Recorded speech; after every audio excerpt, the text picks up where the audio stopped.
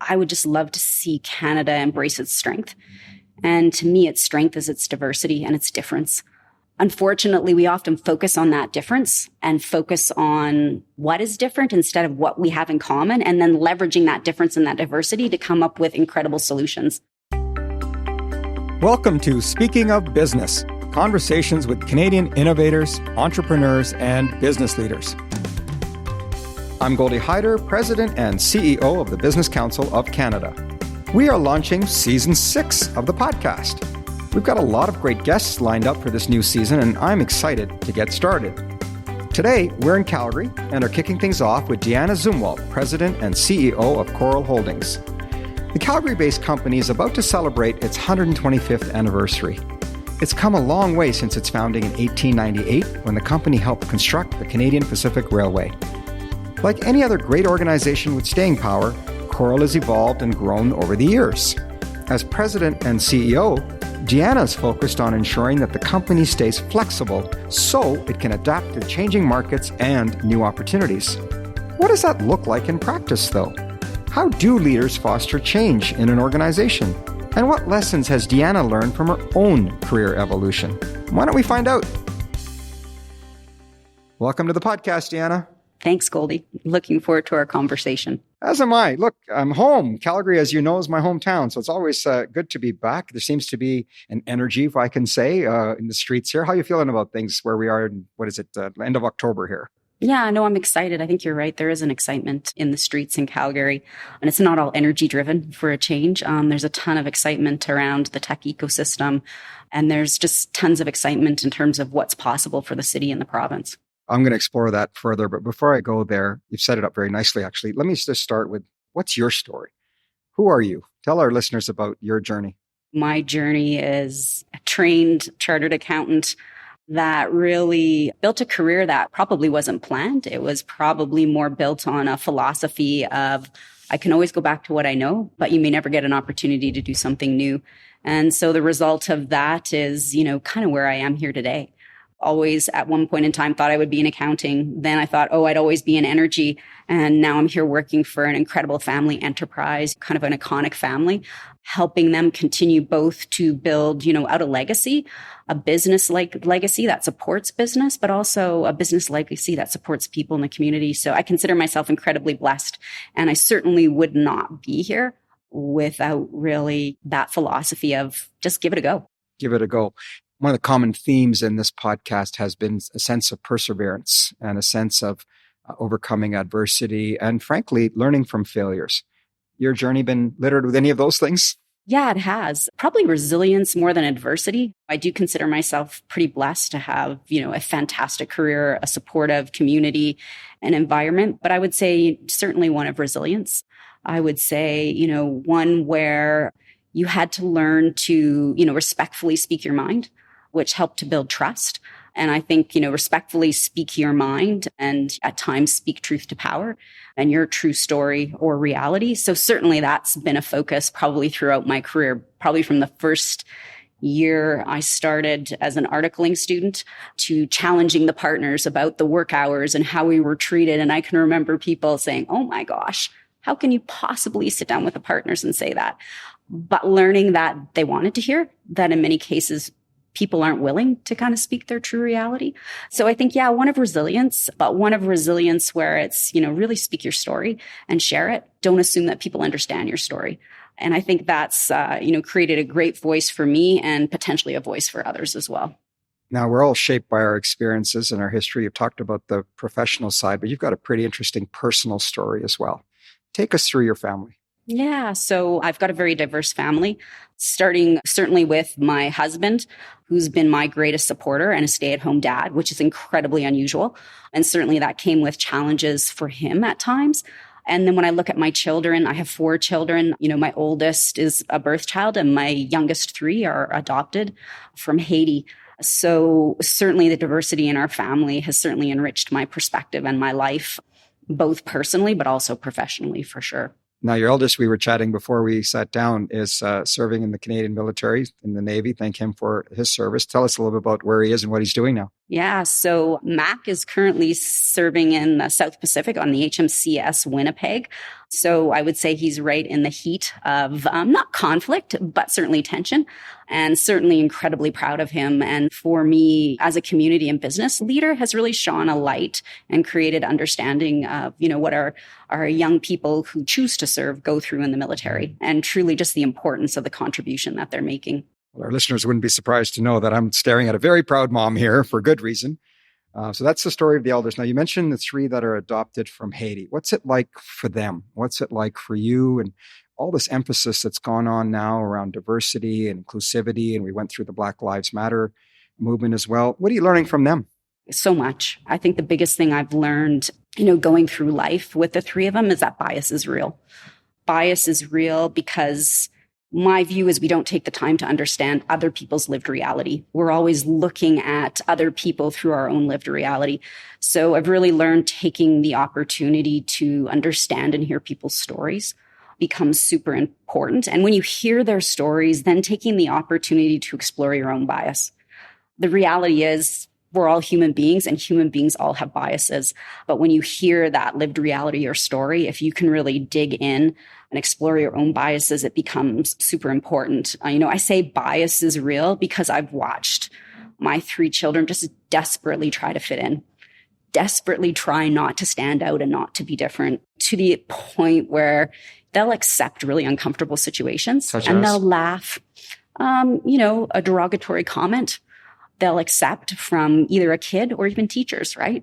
A class exercise that causes them to stand out, and they'll laugh and they'll say to me, "Mom, it's okay."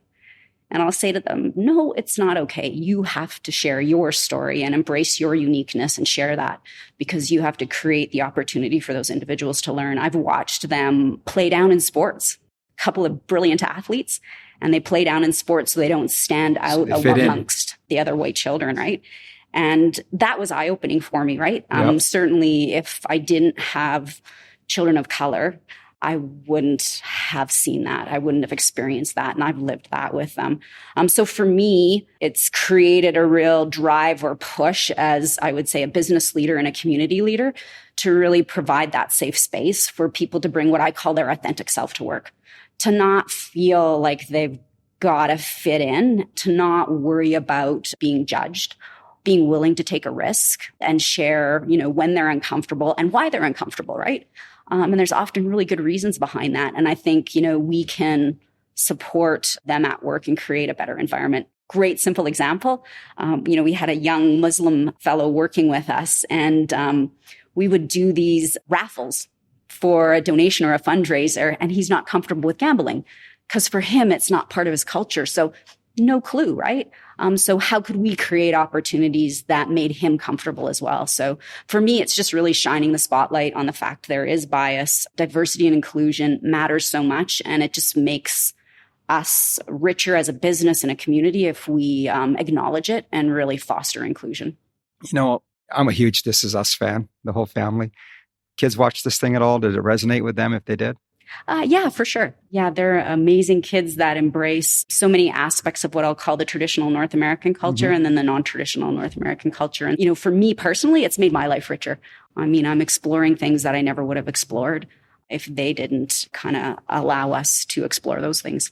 Well, look, knowing you, genetic or not, these kids have definitely got some of your drive and determination. And that drive and determination has really helped you become successful professionally as well. So let me pivot, if I can, to the story of Coril itself. As I mentioned, it's marking its 125th anniversary. It's a parent company. It oversees a range of other companies. What kind of companies do you oversee? What do people need to know about Coril? Yeah, so I would say Coril, we really like to think of ourselves as an asset manager. So we're really managing a portfolio of owned businesses, but also investments. But I think what makes us unique as an asset manager is we're always investing with an owner's mindset. And really what I mean by that is we make long-term commitments to good businesses and good people. We don't trade in and out of assets. And, over that 125-year history, that's allowed us to do many things, from construction to mining to pipelines to energy to hospitality, railway maintenance, so many things. But in terms of today, in terms of, kind of the core businesses that Coril is focused in and around, it would certainly be our railway maintenance space and our real estate space. And both incredibly exciting spaces to be involved in. As I mentioned, as you approach your 125th anniversary, you have really challenged your team to be bold and to be future focused. And obviously, you described an asset manager. Sometimes those asset managers have a short-term view of things versus a longer-term view. First of all, what does that mean in practice, be bold and be future focused? And secondly, where do you see the company's potential? Yeah. So be bold and future focused from my perspective is imperative for us. And I would say being bold is in some ways easy for us, in some ways hard for us. I would say it's hard for us because we have this incredible 125-year legacy a lot of history that we don't want to mess up. Like, we don't want to be the ones that mess it up. At the same time, it's easy for us, right? Because we do have a long-term perspective. Being a family enterprise for 125 years, we think across generations. We think in 25-year chunks. We don't think 5 years out. So encouraging people to be bold and innovative is easy because whatever we're doing today, we won't necessarily be doing in the future. So we got to figure out what that future looks like. So in terms of where I see us going, I think we will be in different places 25 years from now, but I think they will be adjacent to the core businesses we're in. We're always looking for adjacencies or opportunities in and around our businesses.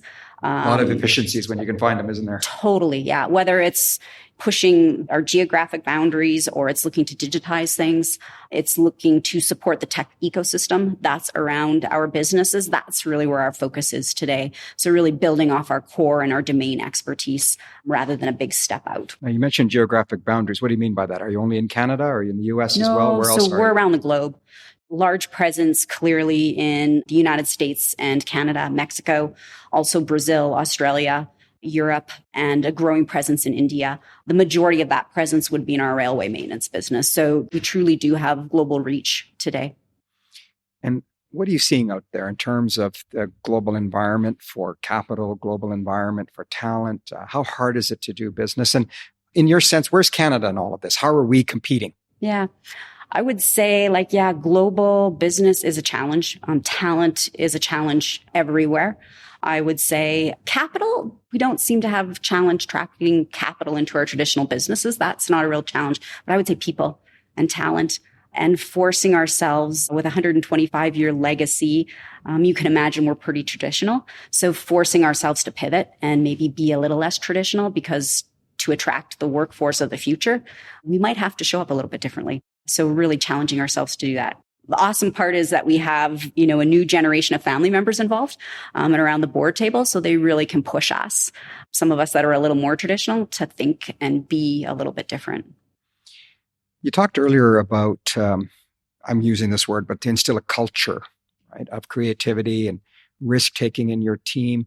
Obviously, we're coming out of COVID. We're still finding our way through whatever this return to work phenomena is taking place. How do you do that? I mean, how is it that leaders, whether they're running large corporations or entities like yours or small, how do you build culture? Because that's what I hear the most from people is, boy, I want people back not because I don't trust anybody. I want them back because I have a culture that is award-winning and we can work around. How are you doing that? So how we're doing it, I would say trust is the key to any culture in my mind. And trust is the key to operating day to day, and trust is the key to figuring out the future. And the reason I say trust is the key is because any one single leader does not have all the answers. They really do need to leverage their team and their talent and those around them.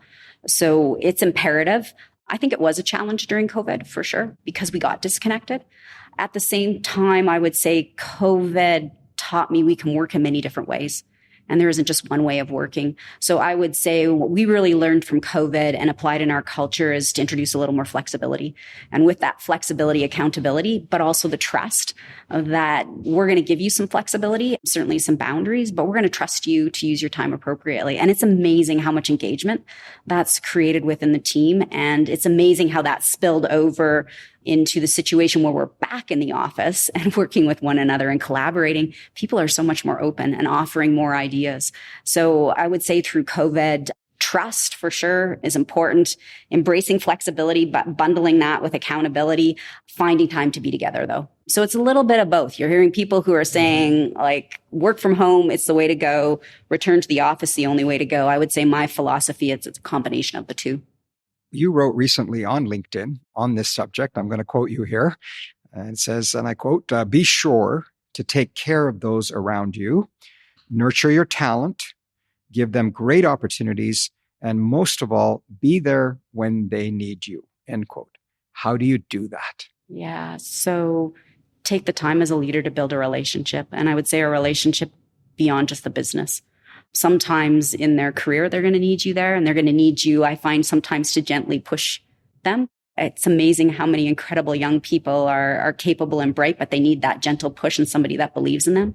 So be there to do that, but also be there when maybe things aren't going right in their personal life. And maybe something's hard. Just being there to listen and to help becomes so important. So I think really investing in the relationship is key. And then you'll get so much more out of the working relationship as well. Let me stick with the leadership theme. That's a big part of our podcast. We've got a lot of young listeners who are all aspiring leaders. It's often said that a crisis teaches you a lot more about your own leadership and your own. So what did you learn about yourself through COVID? And has it in fact changed the way you lead your team, or is it just nuance? Yeah, I think it's probably more nuance for me. It probably reinforced.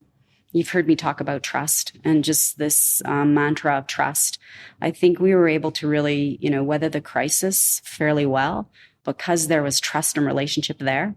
And people weren't afraid to share what they're going through, to share their thoughts on how we navigate this crisis together.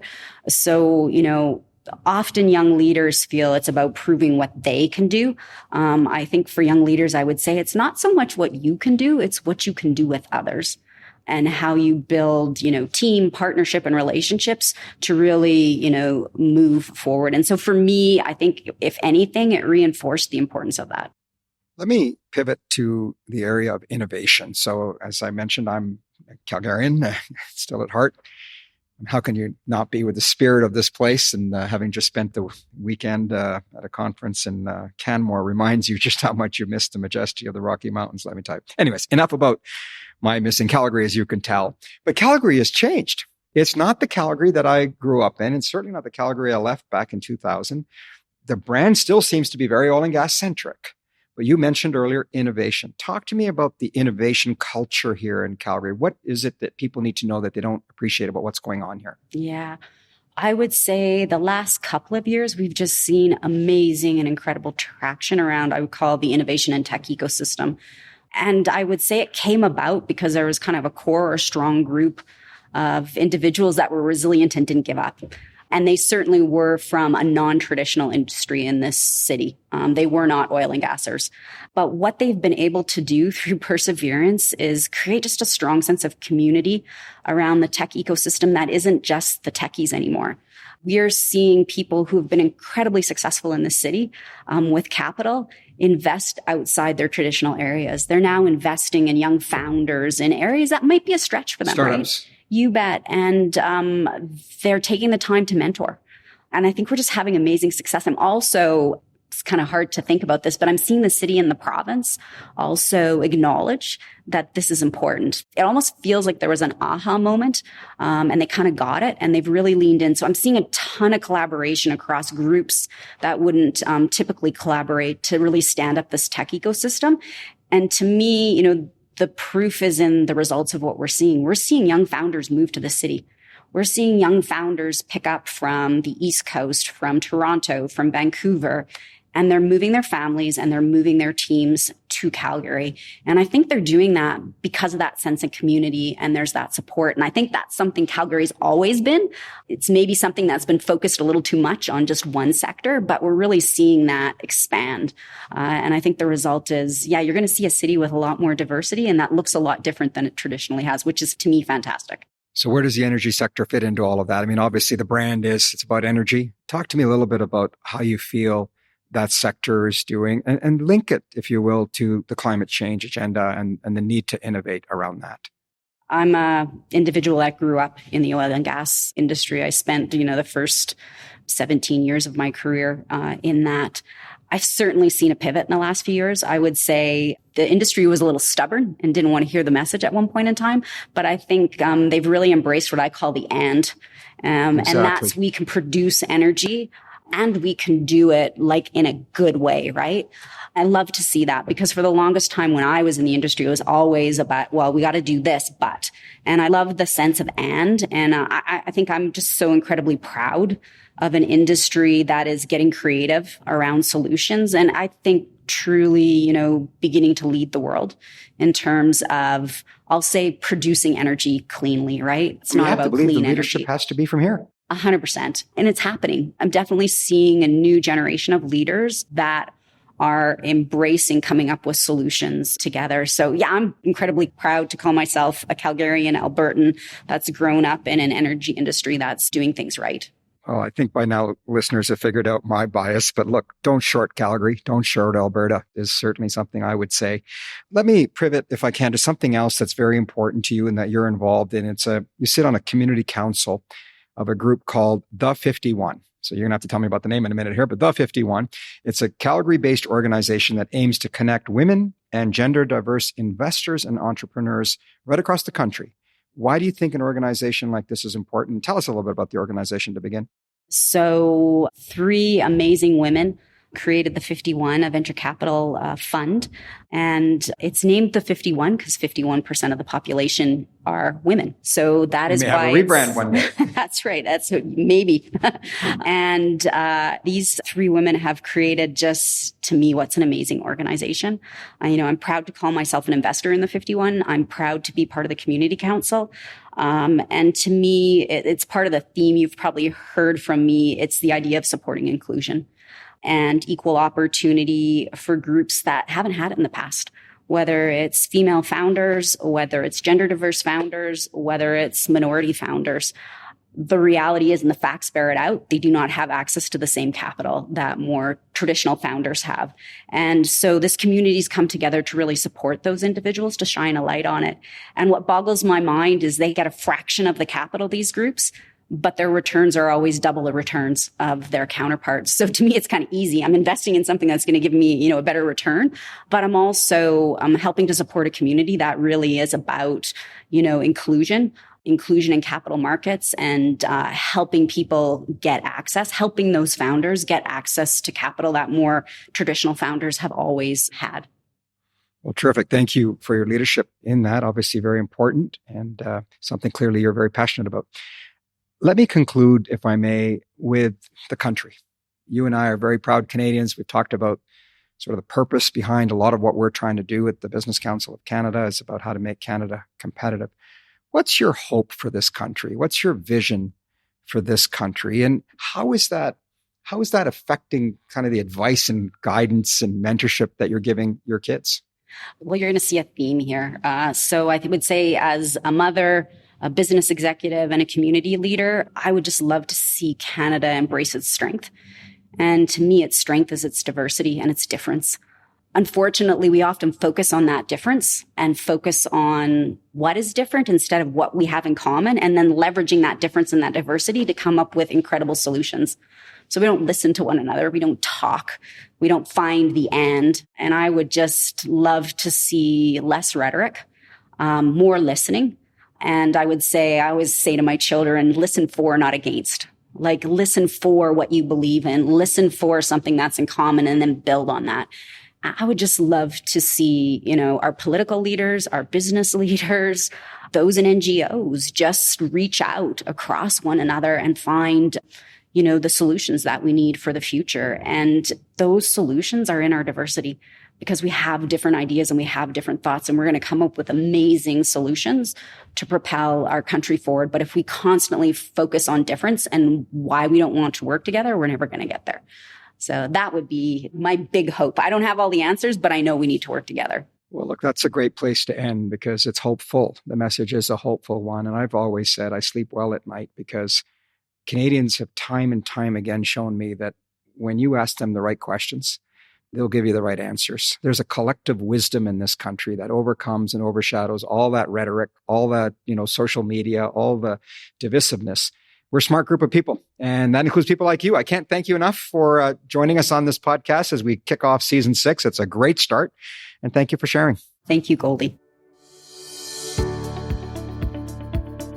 Deanna Zumwalt is the president and CEO of Coril Holdings. If you would like to hear more of our Speaking of Business conversations with innovators, leaders, and entrepreneurs, why not subscribe to our podcast? Search for Speaking of Business wherever you get your podcasts, or simply go to our website at thebusinesscouncil.ca. That's thebusinesscouncil.ca. Until next time, I'm Goldy Hyder. Thanks for joining us.